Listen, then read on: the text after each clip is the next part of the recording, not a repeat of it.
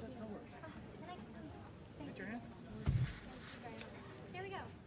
We're gonna move you over. Caroline, we have a second, so let's move the camera. Yes, so how do you want to work this? This camera can move to the side? Ja. Dit is het Witte Huis, deze moet naar achter. Kunnen we deze naar achter duwen? Ja? Dan komt deze van het Witte Huis hier te staan. Oké, hij mag ook de stief gebruiken als hij wil. Do you want to use the same tripod so we just can click off our camera? Huis maar helemaal naar achter. Zeg jij het even? Ik zeg het, komt zo. Even plek gemaakt worden voor Witte Huis.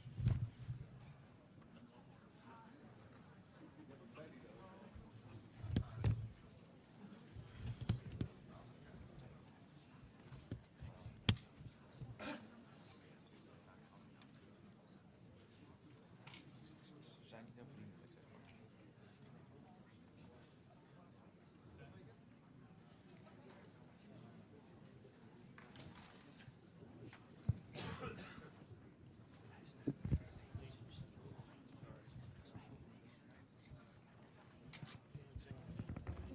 Thank you.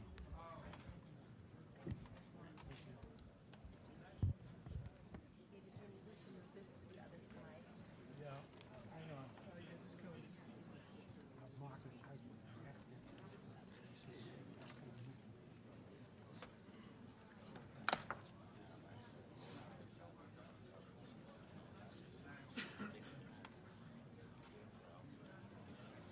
Ja, ik kan er wel bij.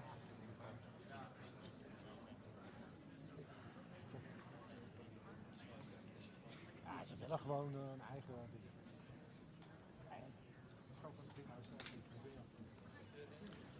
I need power.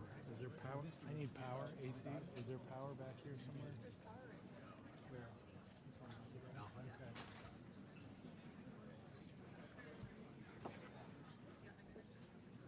Okay. It's English. It's on two. Okay. Thank you. What else do you need to be looking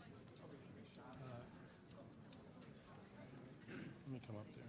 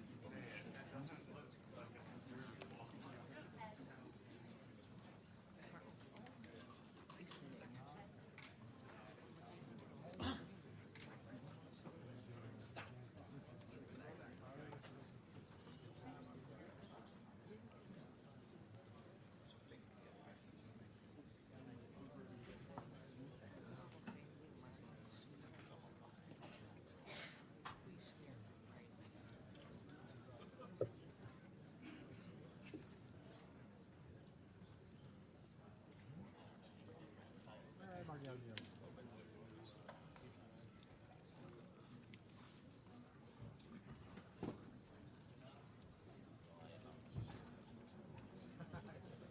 Net zo lang. Ja.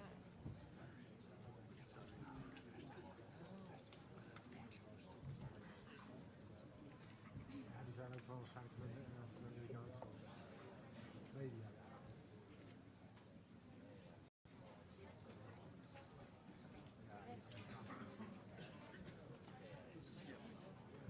Thank you. David, Ethernet is right behind you.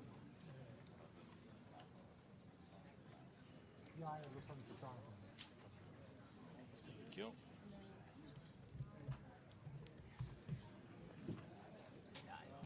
Voor NEP.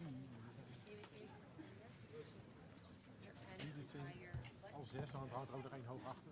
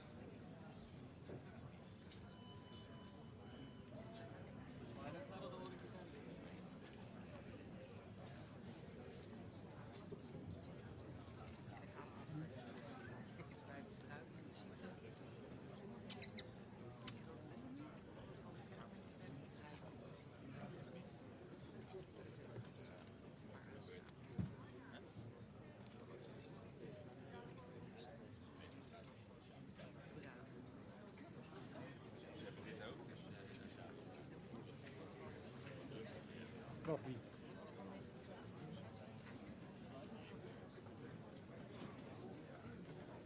Natuurlijk. Wij toch ook? Wij niet.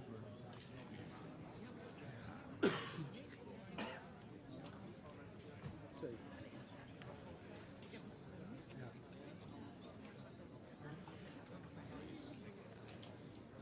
Ik heb het gemist.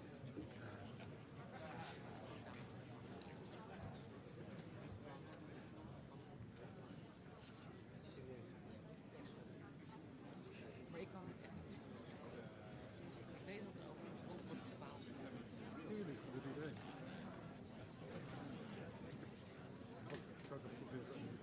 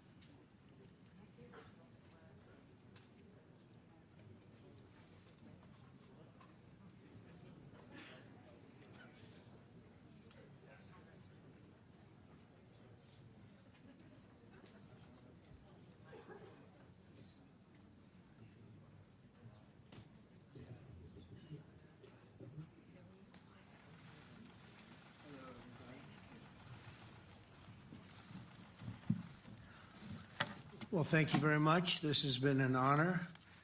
It was a fairly long trip, but worth it. Tremendous things have been accomplished, as you probably noticed. Listened to a lot of wonderful speeches from the heads of a lot of wonderful countries. But I want to thank you for joining us at the conclusion of a highly productive NATO summit in the Netherlands.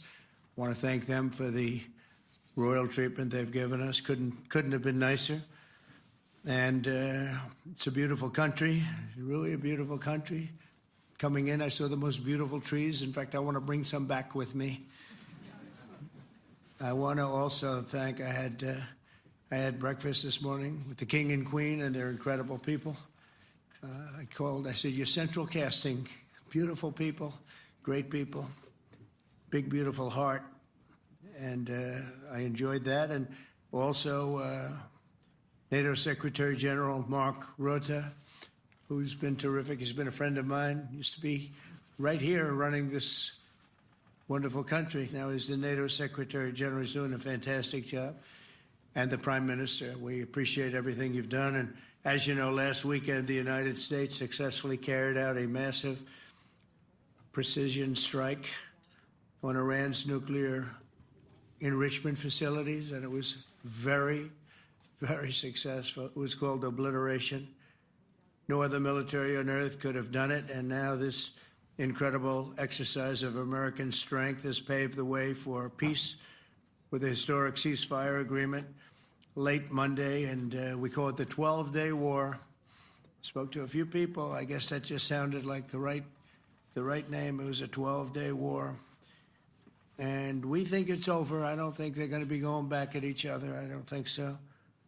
Not only have we dealt decisively with the critical threat of Iran's nuclear program, which was what I wanted. I said, Iran cannot have a nuclear weapon. I've said that for 15 years, long before I decided to do the political thing. But we've also reasserted the credibility of American deterrence, which is like no other. The people at NATO said there's never been anything. You know, I rebuilt the entire military during my first term. And we have a great military. We have great generals. I got to know the good ones and the bad ones. We kept the good ones. Over the past 2 days, I was honored to participate in the NATO leaders meeting and also had extremely good individual discussions with the King and the Queen, Secretary General Rutte, and the Prime Minister. Great discussions.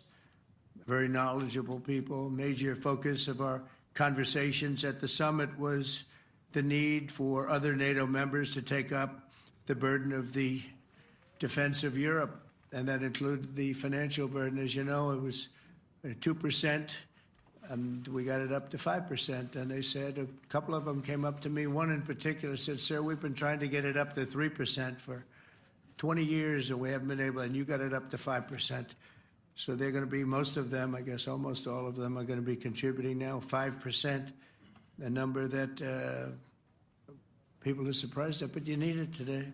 The United States accounts for 2/3 of all NATO defense spending, and since I began pushing for additional commitments in 2017, believe it or not, our allies have increased spending by $700 billion. I said to people, you don't have any money, and a lot of them weren't paying. And so I started the process, and I picked it up as soon as I got back, which is 6 months ago. And following my election last November, almost all have accelerated plans to reach the 2%, 3%, 4%, and then ultimately, very quickly, 5%. And all of this is going to be done very quickly, almost immediately. You probably know this as well as I do. I'm sure they've been talking about it. It's really been a big focus.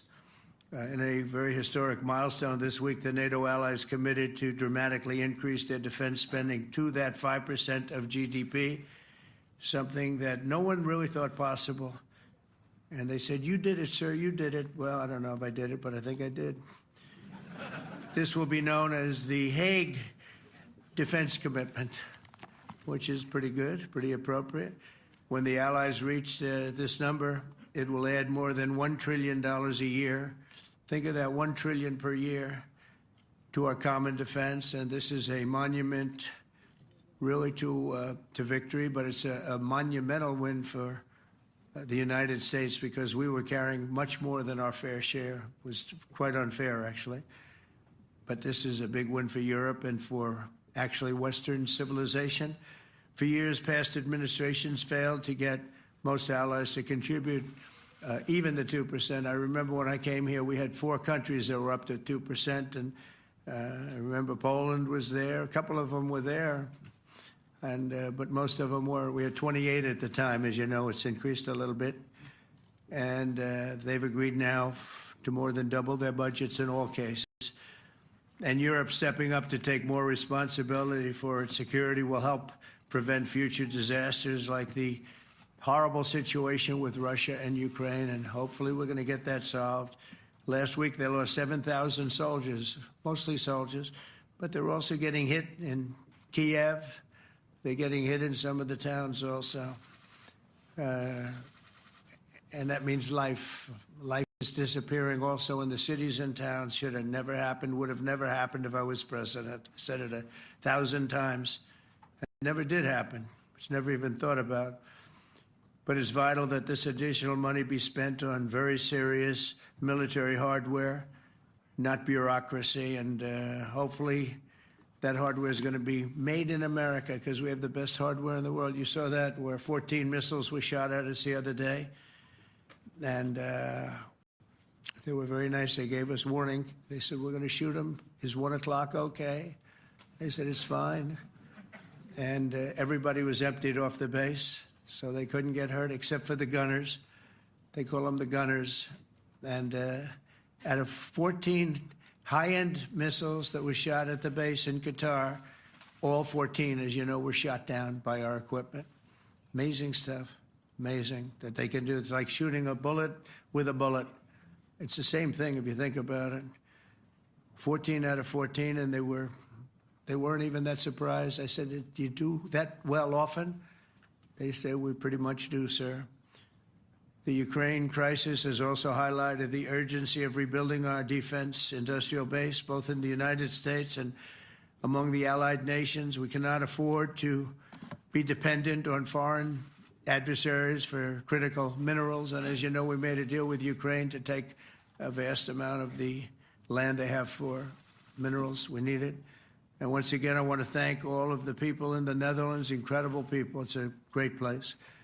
And all of the NATO allies for the tremendous summit that we just had. A letter just came in, and a statement came in from the Atomic Energy Commission of Israel. And I just wondered, this is an official letter, and they're very serious people, as you know.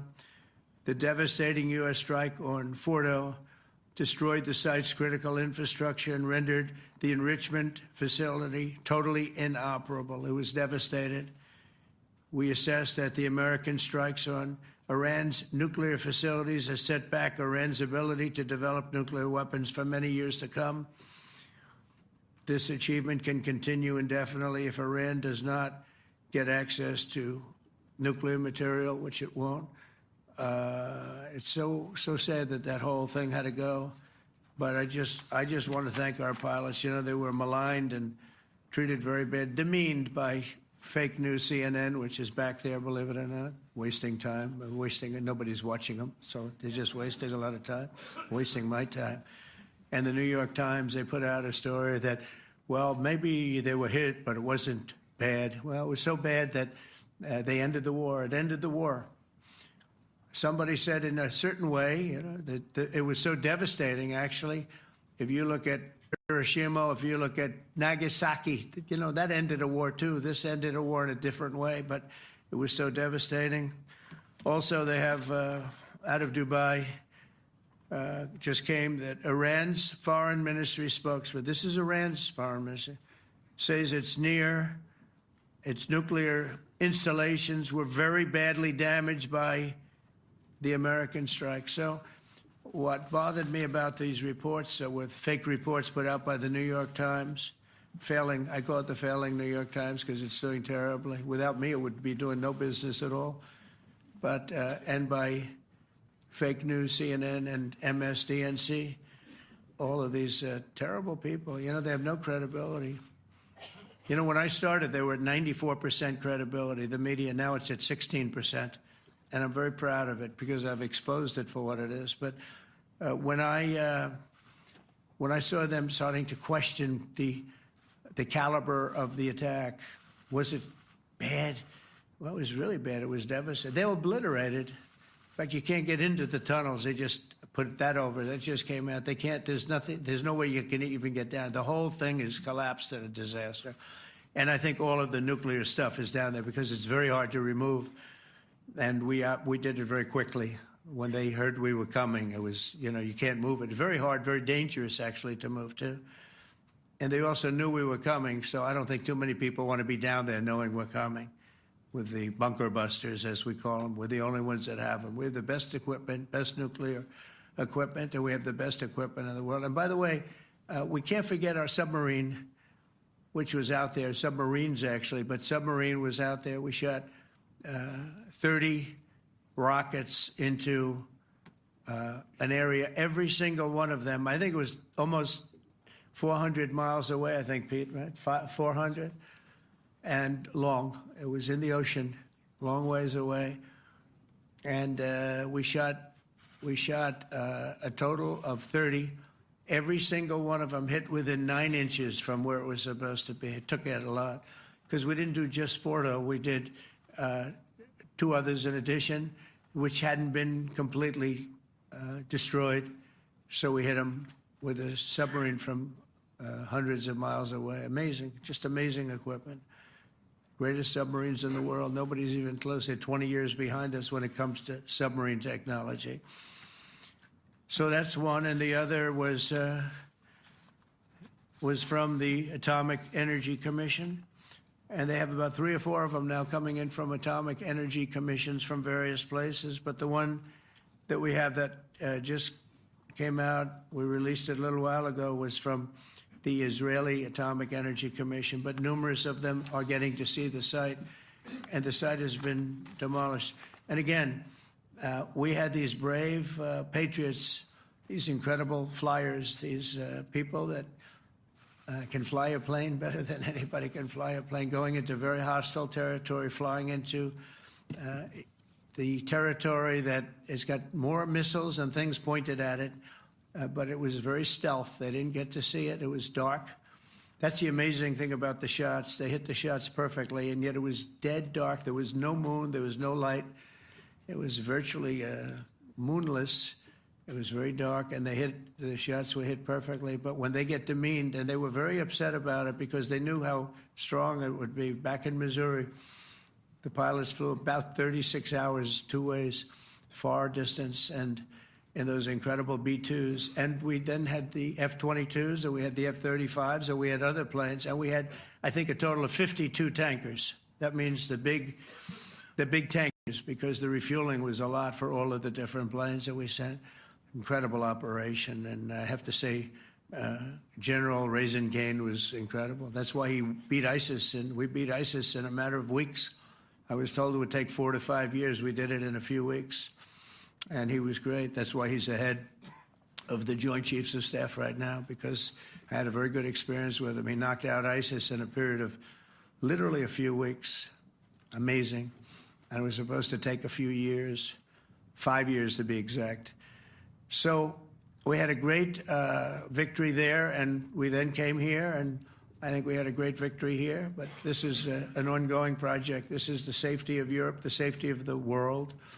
And they've raised it from 2% to 5%, something which nobody, and you're talking about over $1 trillion a year. So we're talking about a lot of money coming in from countries that we're not paying nearly enough to be effective.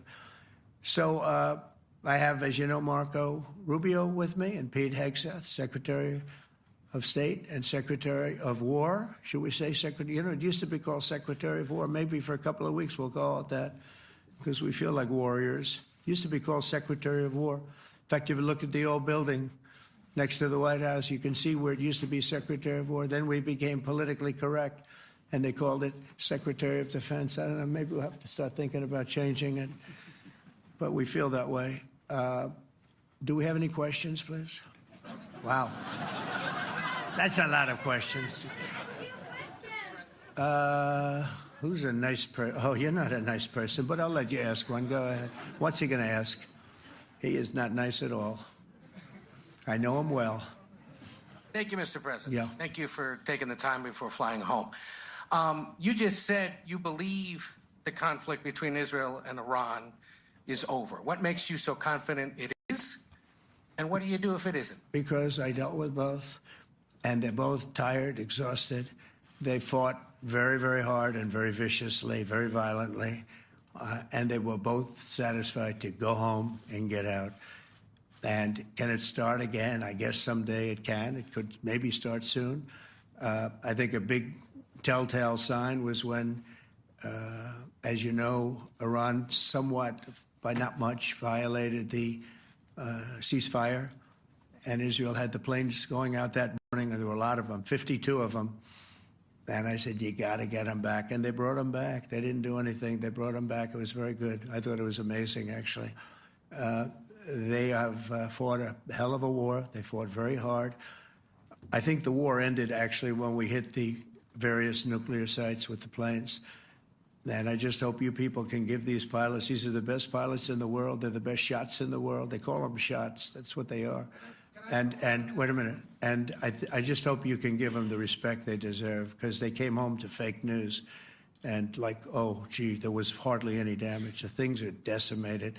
So, but I think, no, I think they're very much finished. I think Israel's going to get back to doing what they do. And I think that Iran's going to get back. You know, Iran has a huge advantage. They have great oil, and they can do things. I don't see them getting back involved in the nuclear business anymore. I think they've had it. They've been at it for 20 years, and I don't see that happening either. Now, if it does, we're always there. It won't be me. It'll be somebody else, but we're there. We'll have to do something about it. Yes, please, go ahead. Go ahead. Oh, fake news, CNN? Oh, yeah, here we go. Wait till you hear this question.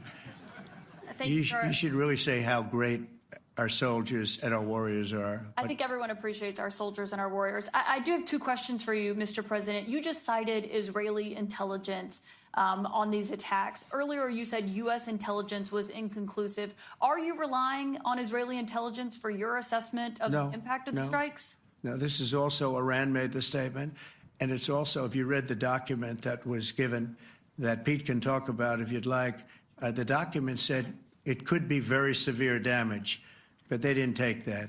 They said it could be limited or it could be very severe. They really didn't know, other than to say it could be limited or it could be very, very severe. And you didn't choose to put that because it was very early after. Since then, we've collected additional intelligence. We've also spoken to people who have seen the site, and the site is obliterated. And we think everything nuclear is down there. They didn't take it out. Okay, question? Please, go ahead. Go ahead. Yeah, blue dress.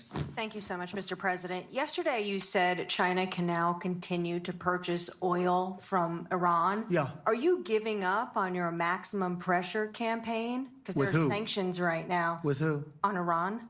No, look, they just had a war. The war was fought. They fought it bravely. I'm not giving up. They're in the oil business. I mean, I could stop it if I wanted. I could sell China the oil myself. I don't want to do that. They're going to need money to put that country back into shape. We want to see that happen. Would it? No, if they're going to sell oil, they're going to sell oil. We're not taking over the oil. We could have, you know. I used to say with Iraq, keep the oil. I could say it here, too. We could have kept the oil. No, China is going to want to buy oil. They can buy it from us. They can buy it from other people. But you're going to have to put that country back into shape. It desperately needs money. Yeah. Yeah, please. Here we go. I'm picking the beauties today. Go ahead. Mr. President, Secretary General Rutte has described President Putin as an adversary, a threat, an enemy. Do you view him the same way? And in addition to that, you mentioned General Kane, your chief of staff, the chairman of the Joint Chiefs of Staff. General Kane. Yes. He has said that Mr. Putin has territorial ambitions beyond Ukraine. Do you view that in the same way? It's possible. I mean, it's possible. I know one thing. He'd like to settle. He'd like to get out of this thing. It's a mess for him. He called the other day. He said, "Can I help you with Iran?" I said, "No, you can help me with Russia." Because, in the last few weeks, we took care of India and Pakistan, Kosovo, Serbia. I think on Friday we have coming in, the Congo is coming in, and Rwanda is coming in. That was a vicious war that went on, a machete war, heads chopped off all over Africa. They're coming in. We did 2 others in addition to that. Nobody's ever done anything like this. No, I consider him a person that's, I think, been misguided. I'm very surprised, actually. I thought we would have had that settled easy. I've settled 4 of them in the meantime. But he did call up, and he said, he's close to Iran. He'd like to help us get a settlement. I said, no, you help me get a settlement with Russia. And I think we're going to be doing that, too. Yeah, please. Go ahead, please. Thank you, Mr. President. You've made clear your position on what impact the strikes had. I wanted to ask you what is next with Iran. For instance, is there any indication from U.S. intelligence that Iran was able to move any material? No, just the opposite. We think we hit them so hard and so fast they didn't get to move. And if you knew about that material, it's very hard and very dangerous to move. It's called, in many people, they call it dust, but it's very, very heavy. It's very, very hard to move.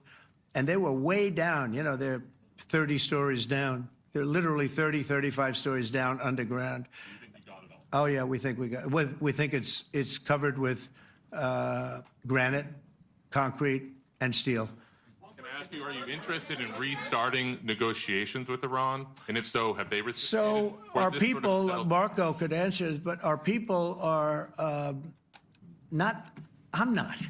The way I look at it, they fought, the war's done, and, I could get a statement that they're not going to go nuclear. We're probably going to ask for that, but they're not going to be doing it. But they're not going to be doing it anyway. They've had it. They've had it. Now, maybe someday in the future we'll want that.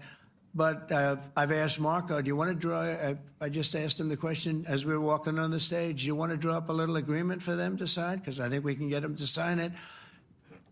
I don't think it's necessary. Marco, do you want to talk about that, please? Well, Mr. President, I think President Trump has shown a willingness to meet and talk to anybody in the world who's interested in peace.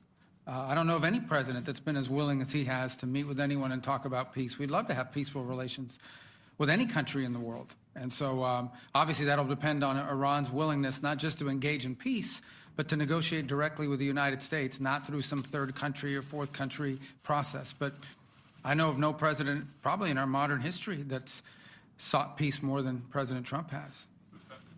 Sounds like the door is open, but you're in no rush. Is that right? Sounds like the door is open. But I'll tell you what, look, we're going to talk to them next week with Iran. We may sign an agreement. I don't know. To me, I don't think it's that necessary. I mean, they had a war, they fought. Now they're going back to their world. I don't care if I have an agreement or not. The only thing we'd be asking for is what we were asking for before about we want no nuclear, but we destroyed the nuclear. In other words, that's destroyed. I said, Iran will not have nuclear. Well, we blew it up. It's blown up to kingdom come. And so I don't feel very strongly about it. If we got a document, wouldn't be bad. We're going to meet with them, actually. We're going to meet with them. Yeah. Yeah, go ahead, please. Yes. Mr. President, Netherlands TV, thank you for visiting our country. Good. As I understood, thank you. I, of course, would like to know how you slept last night at the House of the King. Oh, I slept beautifully. But probably a more serious question. I think you just had a meeting with President Zelensky. Did you discuss any ceasefire in this Russo-Ukrainian? No. I wanted to know how he's doing. He was very nice, actually. We had little rough times sometimes. He was couldn't have been nicer. I think he'd like to see an end to this. I do. I think what I took from the meeting couldn't have been nicer, actually. But I took from the meeting that he'd like to see it end. I think it's a great time to end it. I'm going to speak to Vladimir Putin and see if we can get it ended. But look, these are brave people. They're fighting these wars all over the place. Last week they had, I guess, I told you, close to 7,000 young soldiers, Russian and Ukrainian soldiers were killed, 7,000 in 1 week. It's crazy. It's crazy. So I'll be speaking to Putin. No, I had a good meeting with with Zelensky, and I had a lot of good meetings. We had a lot of good meetings with a lot of people, a lot of great leaders. But he's fighting a brave battle. It's a tough battle. Yeah. Go ahead, white dress. Thank you. Ida Hallikainen from Finland, Ilta-Sanomat. Good.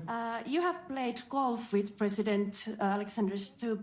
How do you see Finland as a NATO ally and partner, and how would you describe your relationship with our president? Well, he's a very good golfer, okay? In fact, he was on his college golf team. He went to a good college in the South, as you know, a very good college, and he was a good golfer. We had a good time. I think my relationship's great. I want to buy icebreakers. You know, you're very good at icebreakers. And I actually made him an offer. I didn't go to Congress. They'll try and impeach me for this. But there's an old, it's not old, it's fairly new, but it's used icebreaker. And I offered him about 1/3 of what he asked for. But we're negotiating. We need icebreakers in the U.S. And if we can get some inexpensively, I'd like to do that. Actually, they'll fix it up, make it good. Also, we may buy some icebreakers. You know, you're the king of icebreakers, that particular country. They make them good. They make them really good, and they know what they're doing. And so we're negotiating with them for about 15 different icebreakers. But one of them is available now. It's old, and it's, old. It's like 5-6 years old. And we're trying to buy it. I'm trying to make a good deal. It's all I do my whole life. My whole life, that's all I do is make deals. Yeah, please. Go ahead. Sir, go ahead. Yeah, a question for NewsHour, Dutch TV. First of all, on Article 5, on your way here, you spoke about the commitment of the U.S. to Article 5, saying, I'll give you my definition once we're here. Yeah. What is your definition, and may the U.S. commitment to Article 5 change in case some of the NATO members do not reach the threshold that was discussed today?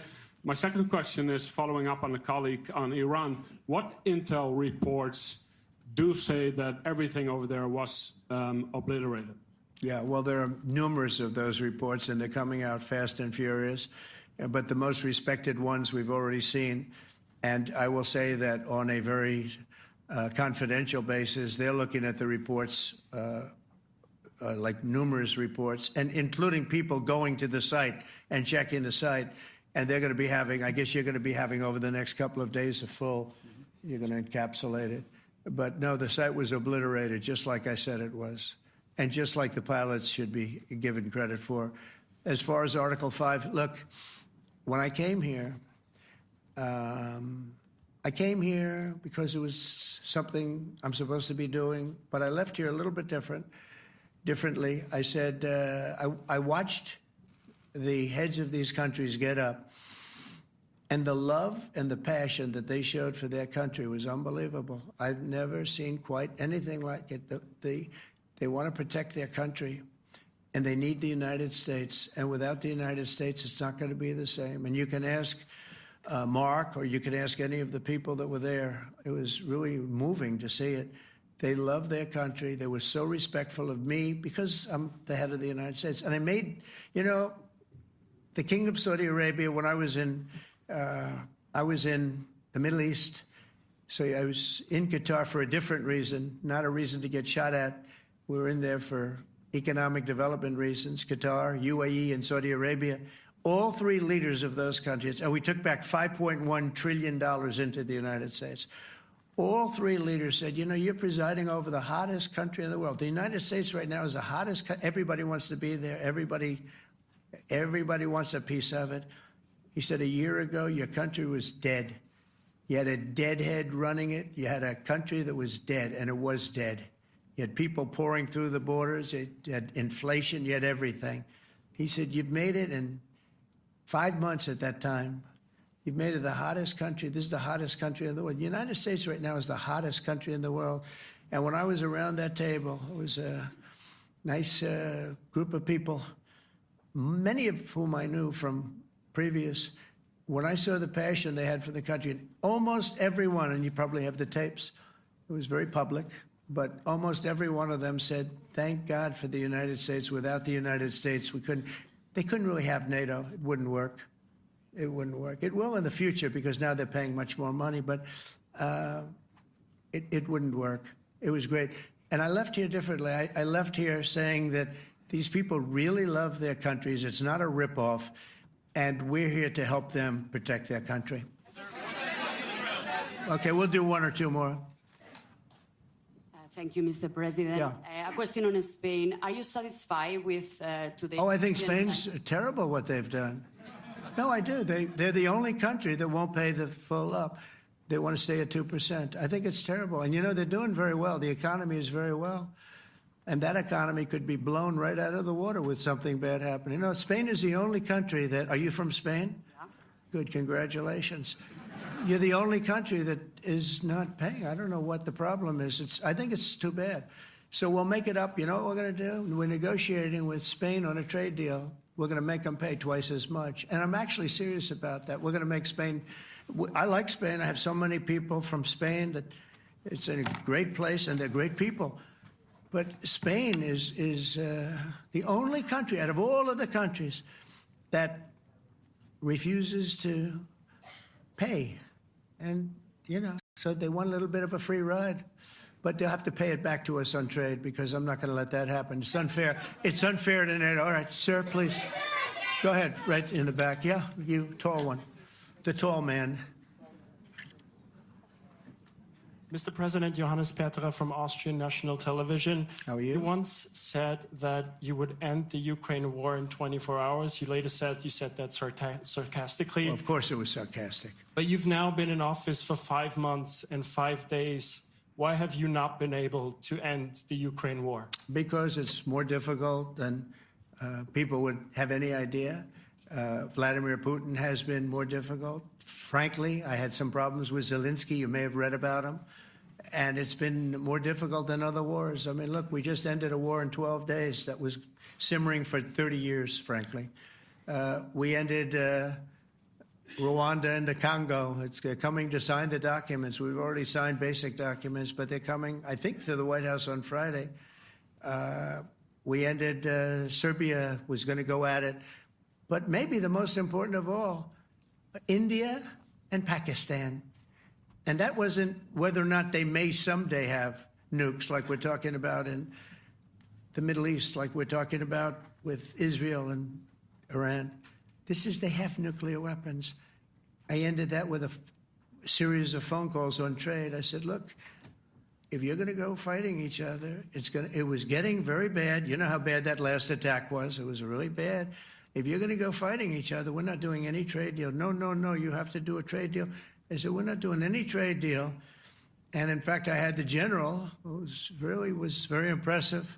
The general from Pakistan was in my office last week. You know, Prime Minister Modi is a great friend of mine. He's a great gentleman. He's a great man.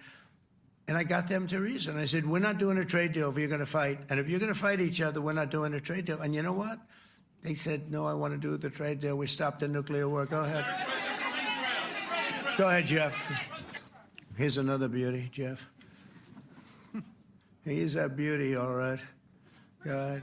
Mr. President, to follow up on Ukraine, will the United States contribute any more money to Ukraine's defense this year to the $5 billion that allies are giving? And one question, you had another meeting with the Dutch opposition leader, Mr. Wilders. Can you tell us about that meeting? And are you upset about his anti-Muslim stance? I'm not upset about it. It's just his view. He's unhappy with the way things are going in this country and various countries. He was an opposition leader. And I was asked to meet with the opposition leader by the people that are running. I think they have some deal where if you have a meeting, you're supposed to meet with an opposition leader. I said, that's strange. We don't do that. But I met with I didn't know him. He seemed like a very nice guy, but he's in opposition to the current people, and that was set up by the current people. So I assume when I met with the Prime Minister, you're supposed to meet with the opposition. We'll have to try that sometime in our country. Let's not do it. But I thought he was very good. As far as money going, we'll see what happens. There's a lot of spirit. Look, Vladimir Putin really has to end that war. People are dying at levels that people haven't seen before for a long time. Go ahead. Go ahead. White shirt. Oh, she's all excited. So, BBC News Ukrainian. I would Where are like you to ask from? you- I'm from Ukraine. Oh, So my wow. question to you is whether or not the US is ready to sell anti-air missile systems Patriot to Ukraine. We know that Russia has been pounding Ukraine really heavily right now. Are you living yourself now in Ukraine? My husband is there. Wow. And I can see you're very, it's amazing. and me with the kids, I'm in Warsaw actually because he wanted me to be. Is your husband a soldier? No? He's. He's there now? Yeah. Wow. That's rough stuff, right? That's tough. And you're living here? In Warsaw. And you're a reporter? I am. Good. So let me just tell you, they do want to have the anti-missile missiles, okay, as they call them, the Patriots. And we're going to see if we can make some available, They're very hard to get. We need them too. We were supplying them to Israel, and they're very effective, 100% effective. Hard to believe how effective. And they do want that more than any other thing, as you probably know. That's a very good question, and I wish you a lot of luck. I mean, I can see it's very upsetting to you. So say hello to your husband, okay? Thank you. Go ahead. Thank you. Thank you, Mr. President. You were criticizing Where are you from? Bloomberg News. Oh, Bloomberg. That's wonderful. You were criticizing the Federal Reserve Chair before coming to this summit. Yeah, I think he's terrible. I was wondering if you've begun interviewing different candidates for the Fed pick. Yeah, I know within 3 or 4 people who are going to pick. I mean, he goes out pretty soon, fortunately, because I think he's terrible. We have no inflation. We have a tremendous economy. Hundreds of billions of dollars of tariff money is pouring in. Factories are being built because they don't want to pay the tariffs, so they're building them all over the country. I think we're close to $15 trillion. I told you $5.1 trillion from the Middle East alone, but of investment money coming in. There's never been anything like that in the history of our country. But we have no inflation. And we have borrowing because Biden, stupidly, they did short-term debt. So we have borrowing coming up. And, we'll go 10 years, maybe longer, maybe shorter, but we'll go a long period of time when we do the debt. And because of him, because of this guy, we will have to pay for years. We'll be paying for him. And I said to him, listen, there's no inflation.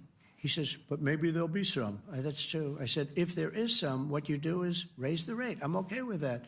You raise the rate in 2 years from now or in a year from now. But because the rate's high, we have to pay more for debt. It's pretty equal. In other words, if it's 4%, it's 4%. If you drop it a point, you'll pay 3%. So it's fairly equal, not necessarily, but fairly equal. So we're going to end up paying maybe 2 points or 3 points more. 3 points would be about $900 billion a year because of this very average mentally person. He's an average mentally person. I'd say low in terms of what he does, low IQ for what he does, okay? Wait, so instead of paying $900 billion, we don't want to pay 900 just because he doesn't want to lower the rate. I said, if there's inflation in 2 years or 3 years or 1 year from now, you raise the rate and you take care of the inflation, among other things. But he's probably a very political guy, I guess. I don't know. I think he's a very stupid person, actually. All right, one more. Let's go. How about you? Go ahead. She looks so happy and everything. Thank you. That's why I picked her. I'm from Spain, too. I'm Ana Buch from La Vanguardia. I wanted to know if... You're where from? Spain, too. I wanted to know if you want to... That's the Spain corner right there. Shouldn't have said that. That's okay. I do like Spain, by the way. I think it's unfair that they're not paying, but go ahead. Are you going to negotiate directly with Spain about... I'm going to negotiate directly with Spain. I'm going to do it myself. They're going to pay. They'll pay more money this way. You should tell them to go back and pay. You're a reporter? You tell them to go back. They ought to join all of those countries that are paying 5%. Spain's going to be just about the only one that's not. They were the most hostile toward doing it. It just doesn't make sense to me. Okay. All right, Kelly, go ahead.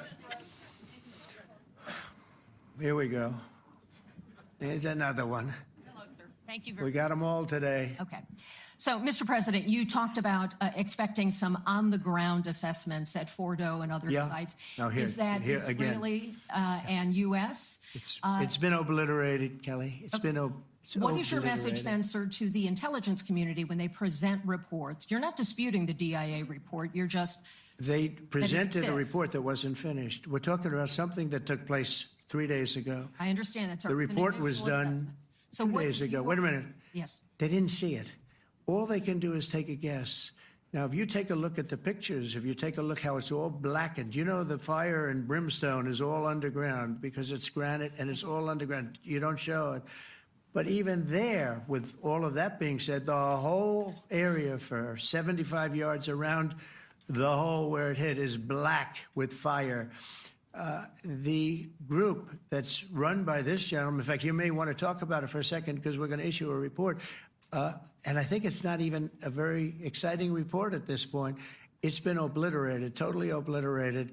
And they did a report, but it was like, if you look at the dates, it's just a few days after it Understood, happened. sir. So they didn't see it. They said it may be very severe. Go Understood. ahead. Do you have a message for the intelligence community, though, in terms of unvarnished information getting to you, that it's not... I don't really have a message. I would say issue the report when you know what happened. I wouldn't say that it could be severe or maybe not. They use the word severe. It could be severe or maybe it's not. And So people like you picked up and said, oh, it's not severe. We're just No, looking for the report was not a complete report. Yeah, the message was probably wait till you know the answer before you... And, Go sir, ahead. did you not have a public component to your Zelensky meeting for a tactical reason with President Putin? Let him answer this. Hello, Mr. Secretary. Yeah. There's a reason the president calls out fake news for what it is. These pilots, these refuelers, these fighters, these air defenders, the skill and the courage it took to go into enemy territory flying 36 hours on behalf of the American people and the world to take out a nuclear program is beyond what anyone in this audience can fathom. And then the instinct of CNN, the instinct of the New York Times is to try to find a way to spin it for their own political reasons to try to hurt President Trump or our country. They don't care what the troops think. They don't care what the world thinks. They want to spin it to try to make him look bad based on a leak. Of course, we've all seen plenty of leakers. And what do leakers do? They have agendas. And what do? Do they share the whole information or just the part that they want to introduce? And when they introduce that preliminary report that's deemed to be a low assessment, you know what a low assessment means? Low confidence in the data in that report. And why is there low confidence? Because all of the evidence of what was just bombed by 12 30,000-pound bombs is buried under a mountain, devastated and obliterated. So if you want to make an assessment of what happened at Fordo, you better get a big shovel and go really deep, because Iran's nuclear program is obliterated. And somebody somewhere is trying to leak something to say, oh, with low confidence, we think maybe it's moderate. Those that drop the bombs precisely in the right place know exactly what happened when that exploded. And you know who else knows? Iran. That's why they came to the table right away, because their nuclear capabilities have been set back beyond what they thought were possible because of the courage of a commander-in-chief who led our troops, despite what the fake news wants to say. But you're not disputing the report said what it said, even though it was initial. The report said what it said, and it was fine. It was severe, they think, but they had no idea. They shouldn't have issued a report until they did. But we've gotten the information. I think Pete said it better than you can say it. And, you know, you should be proud, you, especially you, should be proud of those pilots, and you shouldn't be trying to demean them. No, there's those pilots flew at great risk, a big chance that they'd never come back home and see their husbands or their wives. Let me just tell you, you and NBC, fake news, which is one of the worst, and CNN, New York Times, are all bad. They're sick. There's something wrong with them. But you know what? You should be praising those people instead of trying to find some. By getting me, by trying to go and get me, you're hurting those people. They were devastated. You know, I got a call from Missouri, great state, that I won 3 times by a lot. And I got a call that the pilots and the people on the plane were devastated because they were trying to minimize the attack. And they all said it was hit. But we don't think it was really maybe hit that badly. And they were devastated. They put their lives on the line, and then they have, and I'm not referring to you, but real scum come out and write reports that are as negative as they could possibly be. It should be the opposite. You should make them heroes and heroines. You should make them really people that they were so devastated when they heard this news. And you know what they said? One of them, I spoke to one of them, said, "Sir, we hit the site. It was perfect. It was dead on." Because they don't understand fake news, because they have a normal life, except they have to fly very big, very fast planes. But it's a shame. You should be making them heroes. All right, in the back. Go ahead, back, white, yeah. White jacket, yeah. Go ahead, give my mic. Hello. Deborah Haynes from Sky News. Good. Mark Rutte, the NATO chief, who is your friend, he called you daddy earlier. Do you regard your NATO allies as kind of children? No, he likes me. I think he likes me. If he doesn't, I'll let you know. I'll come back and I'll hit him hard, okay? No? He did it very affectionately. Daddy, you're my daddy. Do you regard your NATO allies, though, as kind of like children, and they're obviously listening to you and they're spending more, and you're obviously appreciative of that, but do you hope that actually they're going to be able to defend themselves, defend Europe on their own? I think they need help a little bit at the beginning, and I think they'll be able to, and I think they're going to remember this day. And this was a big day for NATO. You know, this was a very big day. They took it. One of the gentlemen said, "You know what? We've been trying to raise money raise the rate for 30 years," he said, 20 years, from almost the beginning. And he's been there for a long time. He said, "Until you came along, it never happened. What you did is amazing." It's been sort of an amazing day for a lot of reasons, but also for that. Yeah, go ahead. Do you think they can do it without you, though, in the future? Can they do it without Well, ask Mark. States? I mean, you have to ask Mark, okay? So we're heading back. We're heading back. I want to thank these two gentlemen behind me. They're incredible people, both of them. They've done a fantastic job. And Susie's in the front, and she's done great. And Monica, thank you very much. It was quite an exciting time. And we're going to be heading back. We'll be back soon, and we'll see you in Washington, D.C. Remember this, we have the hottest country anywhere in the world. Thank you very much, everybody. Thank you. Do